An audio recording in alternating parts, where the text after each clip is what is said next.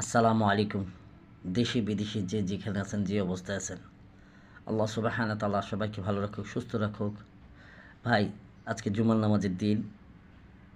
আজকে আমাদের মধ্যবিত্ত ফ্যামিলির জন্য, নিম্ন আয়ের মানুষের জন্য একটা হজের সমান, হজের দিনের মতন। তো এই জুমার নামাজের দিন বা এই পবিত্র এই দিনটা আমরা সবসময় আল্লাহ সুবহানাহু তাআলার কাছে ক্ষমা চাইব নামাজ পড়া অবস্থায় বা নামাজের মোনাজাতে। কারণ হচ্ছে সৃষ্টিকর্তা আমাদের সৃষ্টি করেছেন, আমরা তাকে সময়তে অনেক সময় তাকে স্মরণও করতে পারি না। তার কথা মানে মানে এমন পরিস্থিতি মানুষের যে অনেক সময় তার কথা মানে বিপদে না বললে আসে না মনে। তো বিপদের বিষয়বস্তু না, বিষয় হচ্ছে আল্লাহ সুবহানাহু তাআলা সৃষ্টিকর্তার কথা আমরা সবসময় স্মরণ করব, তার কাছে ক্ষমা চাইব। আর উনি হচ্ছেন রিজিকের মালিক।